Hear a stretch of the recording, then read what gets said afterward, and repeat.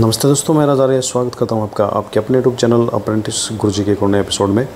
दोस्तों वैसे तो हमारे चैनल पर अप्रेंटिस से जुड़ी हर अपडेट आपको समय समय पर मिलती ही रहती है। तो दोस्तों आज के इस वीडियो में हम जानेंगे जॉब अपडेट के बारे में। तो आज की हमारी जॉब अपडेट है सेप्टेम्बर 10 के बारे में। दोस्तों सेप्टेम्बर 10 IT होल्डर्स के लिए एक बहुत ही महत्वपूर्ण वैकेंसीज़ होती हैं और इस वैकेंसीज़ में हिस्सा लेना लगभग सभी IT होल्डर्स का एक सपना जैसा होता है। दोस्तों वैसे तो ये वैकेंसी कुछ पुरानी हो चुकी हैं, यानी 3 सितंबर से इसके फॉर्म भरने शुरू हो चुके हैं। लेकिन दोस्तों अभी इस वैकेंसीज़ के फॉर्म भरने का समय बचा हुआ है और आप 23 सितंबर तक ये फॉर्म्स अप्लाई कर सकते हैं।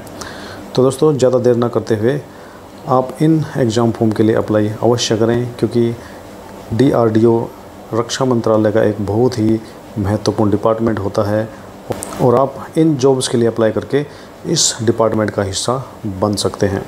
तो दोस्तों अभी हम बढ़ते हैं केवल IT होल्डर्स की वैकेंसीज़ की तरफ।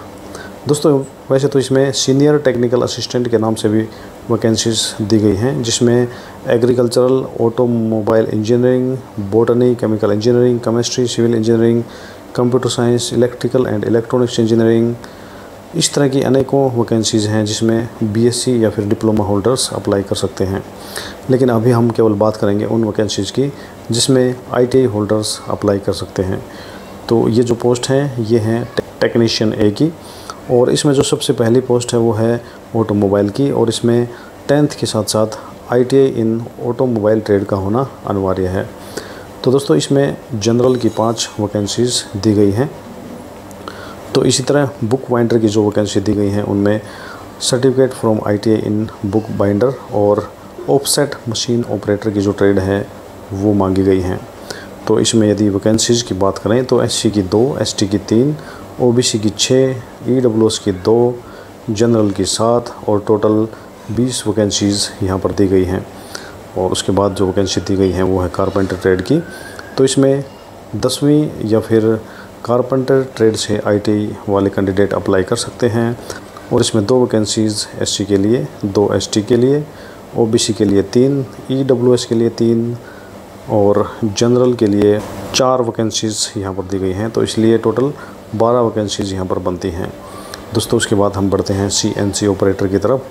तो CNC ऑपरेटर की यहाँ पर 10th के साथ साथ ITI इन CNC ऑपरेटर ट्रेड का होना अनिवार्य है, और इसमें OBC की 5 और जनरल की 4 वैकेंसी होने के साथ साथ टोटल 9 वैकेंसीज़ यहाँ पर हो जाती हैं। और उसके पश्चात कोपा ट्रेड की वैकेंसीज़ यहाँ पर दी गई हैं। तो कोपा ट्रेड के लिए 10वीं के साथ साथ कोपा ट्रेड में ITI होना आवश्यक है, और इसमें जो वैकेंसीज़ की संख्या है वो अन्य के मुकाबले ज़्यादा ही है। तो SC की यहाँ पर 16 वैकेंसीज़ हैं, ST की 8, OBC की 33, EWS की 9 और जनरल की 73 वैकेंसीज़। तो इस तरीके से टोटल 139 वैकेंसीज़ यहाँ पर बनती हैं। इसके साथ साथ 3 वैकेंसीज़ ESM के लिए यहाँ पर दी गई हैं।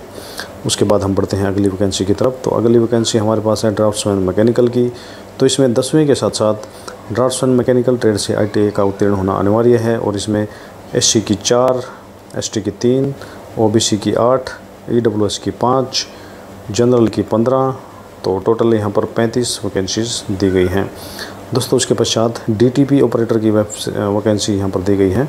तो इसमें 10वीं के साथ साथ आपका DTP यानी डेस्कटॉप पब्लिशिंग ऑपरेटर ट्रेड में उत्तीर्ण होना अनिवार्य है। तो यहाँ पर SC और ST की 1 वैकेंसीज़, OBC की 2, जनरल की 4। तो इस तरीके से टोटल 8 वैकेंसीज़ यहाँ पर दी गई हैं।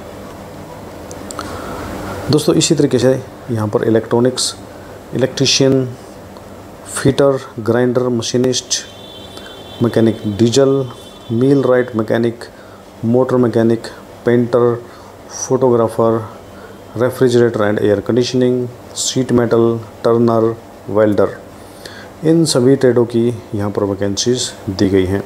दोस्तों इसमें लगभग ITI की जो मुख्य ट्रेडें हैं वो आ ही जाती हैं। दोस्तों आप चाहें तो इस पेज का स्क्रीनशॉट ले सकते हैं, या फिर आपको यह PDF आपको इस वीडियो के डिस्क्रिप्शन में भी मिलने वाली है। तो दोस्तों मेरी आपसे यही सलाह है कि आप इन वैकेंसीज़ का मौके का फ़ायदा अवश्य उठाएं और DRDO में निकली हुई इन वैकेंसीज़ के लिए अप्लाई अवश्य करें, क्योंकि दोस्तों ये वैकेंसीज़ साल में केवल एक बार ही आती हैं।